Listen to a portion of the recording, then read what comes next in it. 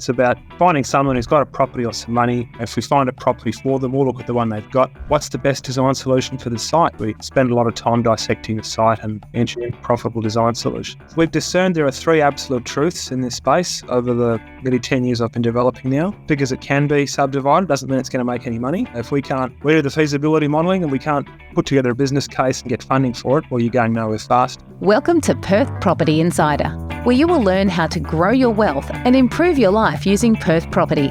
Our show is brought to you by Investors Edge Real Estate, the highly rated and award-winning property management, sales and buyers agency servicing the whole of Perth. Now, here's your host, Jared Mann. Hey Anton, thanks for joining us. I'm really looking forward to chatting about some of the opportunities and insights that you have in the development space. Hey Jared, thanks for having us. We had a coffee for the first time in a while a few weeks ago, and it's good to be sitting in the recording room. I've been listening to the podcast for a while. So, well, before we dive in, tell us a bit about your background and how you originally got into property. Because a lot of us don't sort of set out, I want to be a project manager or involved in subdivisions. You don't no one in year 10 at school goes and says that. Likewise, I don't say I want to be a real estate agent. So. Yeah, sure. I suppose what was my journey? I've got a construction background, and I suppose I really fell into this by accident, really.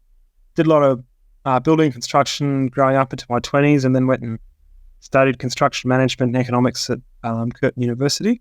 And at that time, we were doing some renovation flip stuff, mostly up in Kalamunda, up in the hills, Lesmurdy. And we hit a point in the market, sort of 2012, 2013, where you couldn't really add value to property fast, that it was losing value. Yeah, it was hard. Yeah, factor in an end selling price and you get there and it's no longer at that point. Yeah, and particularly we were, anybody that lives up in Kalamunda, Lesmurdy, it's one of these markets, I put it in the same basket as Apros and Ardros. When things are going well, it shoots up really quickly, but when things are going to shit, it falls really fast too. So, yeah, we were in this position where that wasn't really working anymore, and the question came about, how else do you add value through property? And it was one of my bobcat operators who was doing a lot of little subdivisions, and we thought, well, how hard can this be? You get in there, you get yourself a buyer's agent, and you buy something based on development potential without doing any numbers, and of course it's going to make money. And I think we scraped through and broke just about even, and realised a whole heap of additional costs and earthwork stuff, drainage, all sorts of stuff went wrong. But that was great. It was a huge learning experience. So, did you sell those, or did you build on them, or what did you end up doing with them? We ended up selling. We didn't build in the end. We just sold the block of land. We did just a battle axe subdivision. So we did a renovation. That was obviously the forte part that we had. And we sold the front house for 300. We bought the whole thing for 389. Sold the front house for 350, sold the back block for 170 or 180 odd. But by the time you added stamp duty and all the earthworks costs and fees and stuff, we didn't make bugger all money. So if you only broke even on that one, what kept you in the game? And obviously now you've come a long way. So yeah, I suppose it was we employed a number of experts, let's say, to assist us through the process.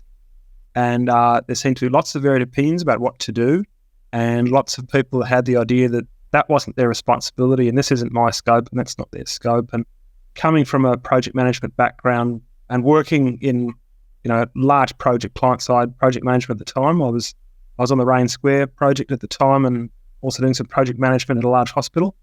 And I thought, well, there's an opportunity here. Let's take commercial-grade project management skills and apply it to this small space, which was woefully undersupplied with that, and also woefully undersupplied with the ability to find information all in the one place. I had to go searching high and low, I suppose, finding out what I actually had to do. Any first-time subdividers out there who are listening at the moment will probably share my grief of receiving your first WAPC decision letter, your approval, and looking at it and going, well, what the hell does this all mean?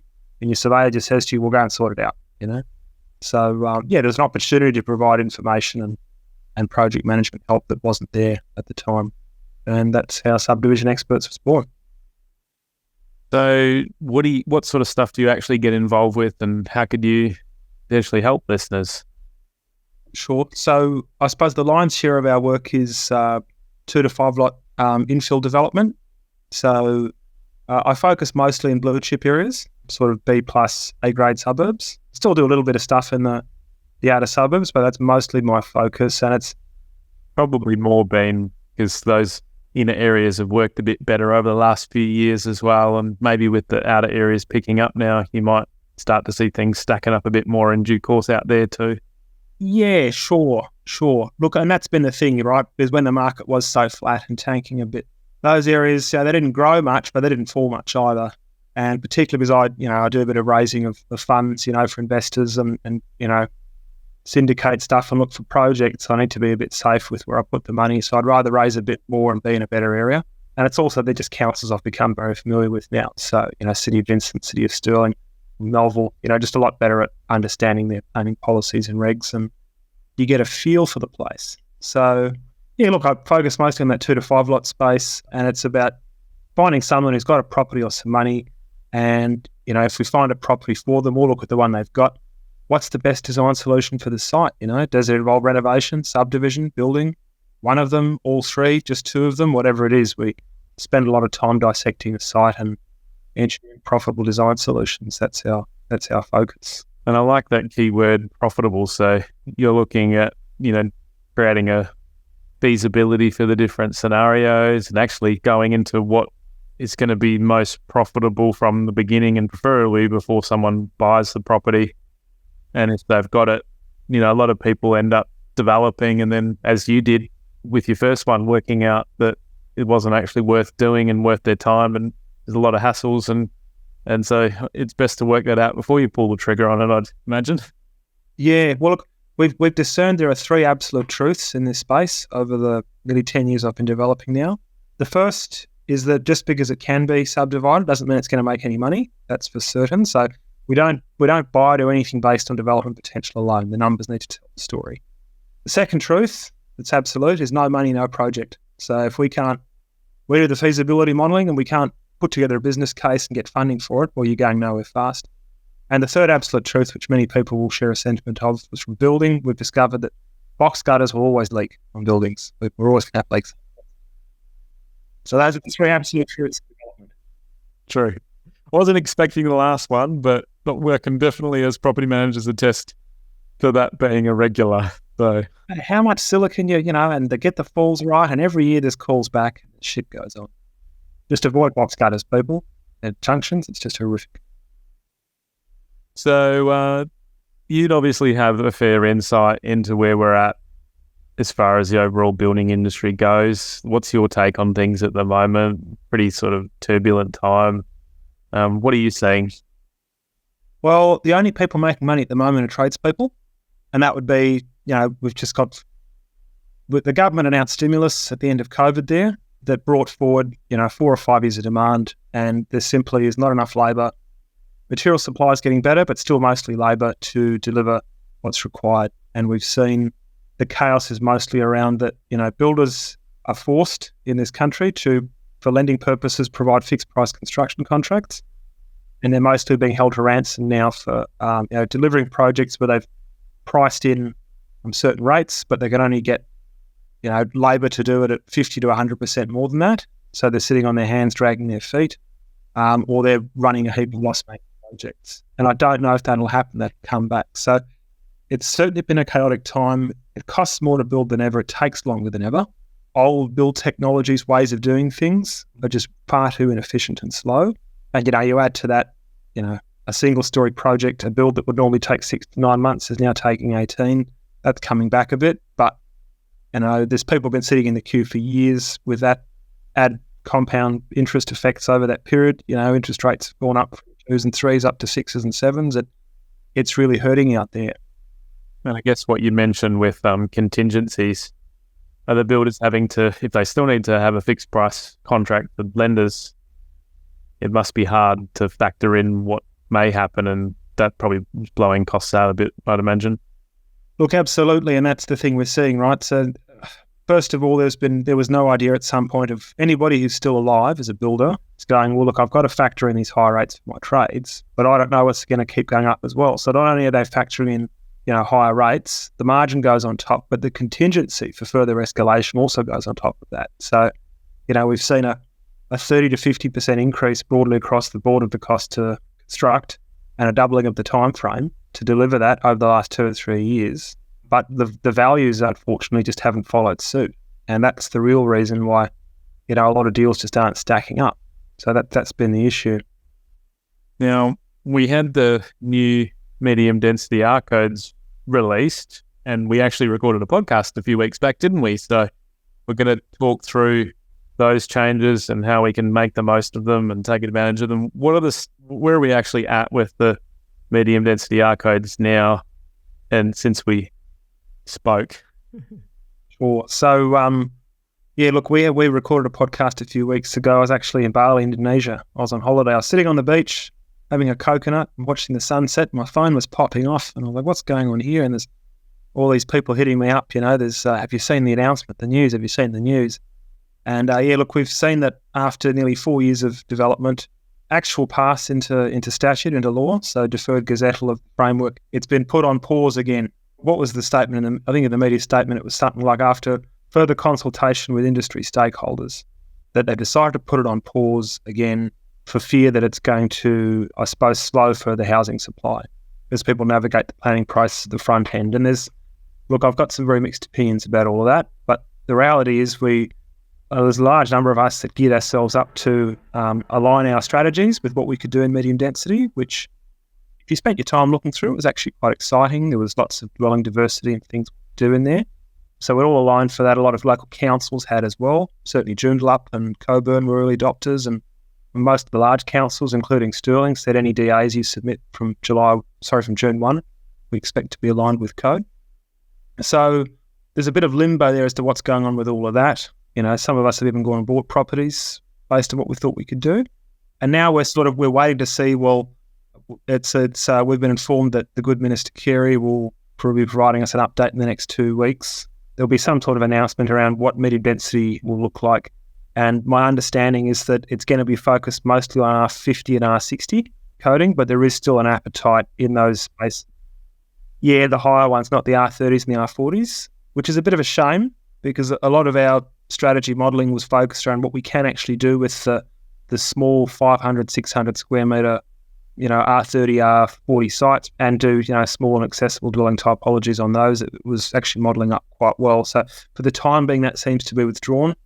And there'll be some announcement in the coming weeks around what the future forward looks like. But I suppose we just have to wait and see what's announced, what the intention is. I imagine there'll be further rounds then of consultation and all that sort of stuff. And we'll see what comes out of that, and hopefully the response is fast enough.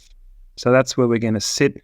I feel like there's probably the largest amount of pushback may have been from, large project builders who are not particularly geared to deal with this level of sort of bespoke design in estate planning, and that probably would have slowed down their design development and production of housing. So it may be that a better approach, and I'll see what they do in terms of consultation here, is we have a code framework that perhaps is more focused on the existing infill areas, and something that's completely different for new estates and that sort of thing. There was a grandfathering clause, but I don't know if the two planning ecosystems, for want of a better word, are actually really capable of functioning the same way, but we'll see. Yeah, okay.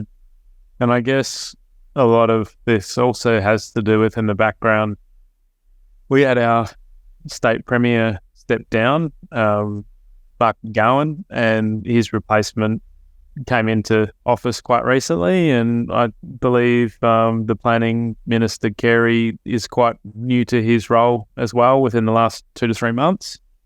So obviously they're stepping in and coming into their own and deciding what they're going to do. It's almost like we've had a change of government, even though the government's still Labor and still the same. So I think that's kind of prompting both the medium density R codes to be looked at, and we've also seen other things put on hold potentially for the Aboriginal Heritage Act, from what I'm saying. Look, it's an interesting time. I suppose I feel like, from my objective, sit back and look, I can see that perhaps there were some legacy issues under the last government. Mark stepped aside, and poor old Roger Cooks had to come in, and we didn't even see the bus coming, and he's straight under it. So I feel a bit sorry for them in that regard, but there's some fairly drastic changes in terms of, some pauses and have a look at some policy intention. It is interesting, things like the Aboriginal Heritage Laws, that was sort of in a development phase, and we're going for consultation and this is coming. I found that quite, so that, that got scuttled to the bottom of the ocean. But I'm sort of concerned now, but because, that was a bit of a different process to the MD codes, because the MD codes was 4 years in production. That had actually been passed into law. Here's the Gazette, this is happening, So I don't think we've ever been in this sort of situation. Talk about a knee jerk, yeah. Well, I get ghosted by tradespeople on sites. I get ghosted by women going on dates, and I've been ghosted by the government, is the way I put it. So that's a total erosion of trust to me. And there's nothing to say if they've done this once, they won't do it again. So I'm not trying to be negative about it, but I would really want some assurances going forward, because there's, there is a large number of consultants, and I imagine some large buyers agency firms as well. Actually, I know for a fact that went on a good little buying spree in this past period based on what they could do in this framework, and we're left with egg on our face. So it's an interesting precedent to set, and whether it actually addresses the problem of housing shortage. Well, that's ultimately what we're trying to solve, isn't it? And all this seems to be further contributing to uncertainty. Well, it does, yeah. The sentiment, yeah. So, and that's really something that I've seen a lot of posts going, yippee, I can. Thank goodness that was all scrapped, and I can get back to buying R40 sites again. And comments like this, but I go to people, well, okay, well, there's your old framework back. Go get that 750 square metre R40 site in Warwick. Still look at it the same. Oh, wait a minute, the cost base hasn't changed, the end values haven't been shifted, the money's still expensive, so the sites still don't stack up. So all that's happening was we've still only got the same drab smorgasbord of shitty housing outcomes to produce. And the underlying issues that are really causing the problem, the cost of labour and material shortages and period time to construct, general efficiencies in the system for construction, those are the real issues that are the problem. And I feel like the poor old MD codes were just used as a scapegoat, just a convenient thing to hopefully think this will fix the problem. But in reality, it's got very little to do with the price of milk, for want of a better word. And it actually was the opposite. It actually provided us a lot of opportunities to unlock affordable housing ideas on smaller lots in broad areas of suburbia. So I think it was a very knee-jerk reaction from an incoming, new policy team. What happened behind closed doors in terms of any political lobbying or whatever to push that, who knows, is anyone's guess. But it was a big about. Yeah, look, this is still what we've got, and we have to adapt and deal with it. So, and that's where we're at the moment.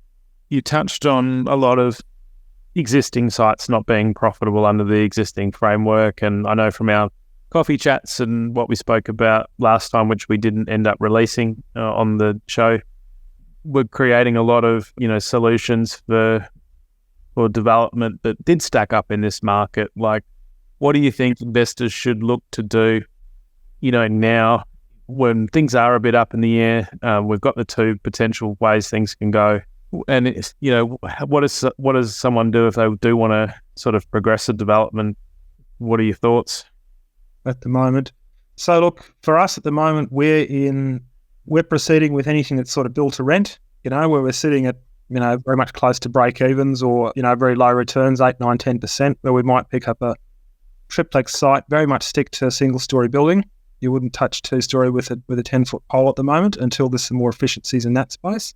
And where we might go, we'll do a couple of builds on that site and maybe offload one of them to bring down the debt gearing on it. And then the 2 or 3, remaining lots you've got on the strata complex would achieve you a pretty reasonable rent yield. You're probably 5, 6, 7% net while paying down the debt. And realistically, that's the only thing we can make to work terribly well at the moment. I've still got, some ideas about what we can do doing medium density without medium density code being active, but I need to wait the next couple of weeks and see what the new policy direction is from the state government and move accordingly. So what I'd advise to people to do is don't think that medium density is dead, but you'd want to see what the new policy direction is. It's still going to lean on the Design WA framework. So there's, 10 design or elemental objectives in that we want to lean into, but let's see how they want to achieve that and in what areas. And once you've got that framework released, it's really going to be a go of sitting down with it and going, well, which local governments, is it Town and Vic Park? Is it, Is it City of Stirling? Is it Joondalup? Who's actually broadly still in support of some sort of good medium density planning outcomes, and which local councils can I work with, creatively and collaboratively in a expedient time frame to actually achieve some outcomes here. And that's what I'd be watching, quite carefully. Well, I like how you're always looking through to what practically stacks up and is going to be met by the market and what the councils actually can get behind as well. So that makes a big difference. Look, it does, and it's for example, I'll fly the flag for the City of Coburn in this instance. The sorts of small dwelling outcomes that the medium density code wanted to achieve by way of their own planning policies and scheme provisions, they've been flying that flag for a couple of years anyway. Universal access and greater mixes of habitable bedrooms, provided you meet certain access standards and this sort of stuff. So they were, already, and we're seeing that in real time. In Coolbellup and Hamilton Hill, there's a great diversity of dwelling types. There's lots of 2-bedroom homes and small accessibles, and that's already allowed for in framework. So just because medium density is in conundrum at a state government level doesn't mean that some local governments aren't just getting on with it and providing opportunity to provide more diverse housing. And to me, diverse and affordable housing go hand in hand, and that's where the battle's going to be. The fastest growing household statistic in Australia is the single person household, or a young couple that never have a kid. There's a larger growing demand for that. Especially with a lot of the downsizers wanting to change out of their big homes and stay in the same sort of areas, and that's it, And not everybody's got millions, lots of money in super. They get rid of their house, pay down some debts, and there's going to be under 500k left. Well, they want a caravan and somewhere to live, and how do you provide that sort of housing stock to them? And that's really a consideration. And we definitely spoke last time about the gap in the market at the moment that you're talking about, that there's a lot of sort of higher density that will continue to get created with the big apartment complexes and other things. But that doesn't suit a lot of people that are buyers, does it? Yeah, well, that's right. It's, let's go look into North Perth. I think it was an example we spoke about last time. You can go buy a townhouse in there for 1.2 to 1.4, a 3-bedder, and, then you can buy an apartment down Oxford Street or something for, 600,000 or whatever. And there's not really anything in between. There's no, what's a small 2 and 3-bedder, a single story dwelling? What does that look like? And it was things like that medium density afforded us the opportunity to produce as accessible or small dwellings. And that just provides that missing middle, something that if the apartment was 500,000 to 600,000 and the townhouse is, 1.2 to 1.4, we can produce, a small single story home in there for, and sell that for a high 600-700. It's a missing middle in product type. It's not an apartment complex. You can have the downsizer doesn't have to do stairs. The young couple are somewhere for the dog to run around and probably get them through their first kid. And it just gives them the better postcode and the better area. And that's the sort of outcomes we look to achieve in these, gentrifying inner city areas that I think medium density was really exciting for and was able to do for us. And I'm sure there'll be an iteration of code change where we can keep doing that. Yeah, it may just happen more gradually and take some time for them to solve it and get industry on board. And look, absolutely. It was just, I suppose, a bit of a shock and a bit of a disappointment. It happened, but it is what it is now. So, look, I just advise people to sit tight for the next couple of weeks and see what the government has got to say and look at the timeframes they're proposing, and you adapt accordingly. And what do you think's ahead for development in Perth over the next 1 to 2 years? So we're not going to hold you to it because we know how rapidly things are changing, but what do you what's your best case scenario and a worst case maybe? Look, the best case is what we're seeing now is that, in 4 to 6 months' time, we'll be honest about this, whichever builders are going to go bust are going to go bust. There'll probably be quite a few more that hit the wall between now and Christmas. So if they survive this, they're going to be okay. Yeah. We also, we kind of need this phase to wash through as well, because that's the other factor with buyers' confidence. They don't want to be the ones that having their builder go bust, and imagine the disruption and heartbreak that happens when that occurs. Look, that's true, and for most people, you can't deny it. Whatever you're seeing on a current affair is true. There's a lot of builders going bust. A lot of them are in financial trouble. and a lot more that are probably doing the poker face game, just signing people up every week in full knowledge that they're pretty much insolvent. So look, it's going to be a period of letting that play out. Whoever's still around after that will be, galvanised pretty hard, and they'll be efficient, effective operators. They'll be good to deal with. So we watch that finish up in the next little period. We're going to watch then. We're already at the moment see that the dwelling approvals, so building permit issues, are down at some of their lowest on record. So we're down at sub 1,000 approvals a month. And in March 2021, I think it was, we're up at February, March, we're at peaks of 2,700 build permit approvals. So in today's terms, we're at less than a third of, or nearly a third of the building approvals. So it means in the forward pipe, there's going to be a third of the volume of work in the domestic market. And it's another market that's susceptible to supply and demand. If there's way less supply of jobs than there is, the labour that can meet it, well, then the rates for work only can go down, So that's what I can see in 12 months from now. Well, that's the ironic thing. There's probably lots of demand that would occur if there wasn't the perceived bottleneck, but the middle ground is going to be that these trades aren't going to have as much work because there's not as much coming in approval and in the pipeline. So, but I guess that depends what the local government might do as well with their projects. Because I understand they've got a lot on pause.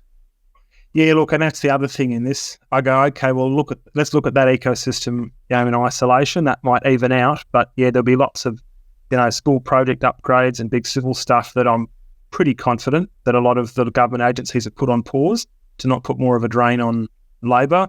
There's certainly the mining industry. They'll have a lot of construction projects that at the moment have just been sitting on pause because rates have been too high. So as soon as things claw back a bit, it just takes a couple of big civil projects or even some larger land subdivisions to get through planning again, and we're sort of back to where we started. So the underlying issue is still the labour, and it's just about where you can attract that to. And that's the issue we're trying to solve, and it's the million-dollar question is, we need housing here for the labour to live in. We need to get the labour here as well. Where do they live? It's sort of the snake eating its own tail. So I don't know, folks, go and buy shares in a swag company. I don't know what we do in the interim period.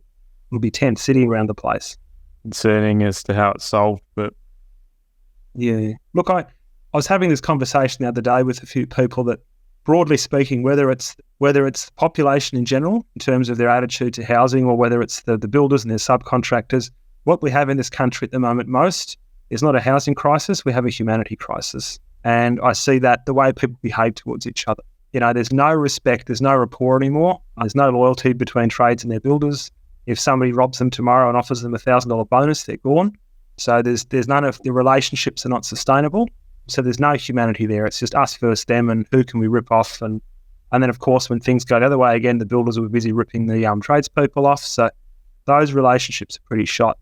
And then likewise, in terms of housing, the number of vacant or empty houses in this country, or people living in a large four-bedroom house, they're FIFO, just rent out a room or two. I'm very much with the outgoing governor on that one. There's actually more than enough here for most people to live.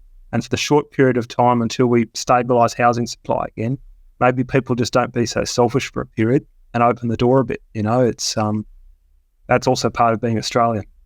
Well, at least a lot of people are thinking about it, and I have to land on the optimistic side that solutions will be found. That's the beauty, I guess, of our market, where when there's demand for something, there's incentive to create solutions. So that's how the market forces work. So doesn't help where we're in the limbo in the meantime, though. It is. And look, it still will be, innovation from you people like you and me, private industry, that'll come up with the best solutions for this. We're seeing that now, there's lots more boarding and rooming house stuff coming online, people just subletting rooms, all these low-cost build-to-rent model stuff. I see a lot more innovative technology coming into building now to speed things up.